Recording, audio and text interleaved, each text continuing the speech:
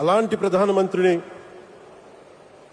చాలామంది ఆయన మీద మాట్లాడుతూ ఉంటే, ఆయన్ని అనకూడని మాట్లాడుతూ ఉంటే నా గుండె కదిలించేసింది, నా కన్నీళ్ళు వచ్చినాయి. అయ్యా పవన్ కళ్యాణ్ గారు, మోడీ గారు మెప్పు పొందడం కోసం మీరు ఎలా మాట్లాడితే, మీరు చెప్పే మాటలు కొన్ని కోట్ల మంది చూస్తున్నారు సార్.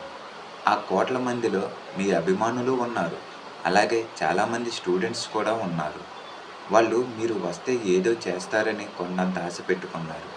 మీరు ఈ మాటలు మాట్లాడేటప్పుడు ఒక్క క్షణం కూడా వాళ్ళ గురించి ఆలోచించరా? 21 మంది పిల్లలు ఆత్మహత్య చేసుకుంటే రాని కన్నీళ్ళు, పిల్లల్ని గుడ్డును బాదినట్లు బాదుతుంటే రాని కన్నీళ్ళు, ప్రధానిని విమర్శిస్తే మీకు కన్నీళ్ళు వస్తుందని అంటున్నారు. మరి అప్పట్లో చంద్రబాబు గారు, బాలకృష్ణ గారు, మోడీ గారిని ఇష్టం వచ్చినట్లు తిట్టినప్పుడు రాని కన్నీళ్ళు, జంతర్ మంతర్లో ప్రధానిని విమర్శిస్తే మీకు కన్నీళ్ళు వస్తుందని అంటున్నారు. యువతను మోసం చేసే రాజకీయాలు కాదు, యువత భవిష్యత్తును కాపాడే రాజకీయాలు దేశానికి అవసరం. రాజకీయం ప్రజల కోసం చెయ్యాలి, మీ స్వార్థం కోసం, డబ్బు కోసం చెయ్యకూడదు పవన్ కళ్యాణ్ గారు.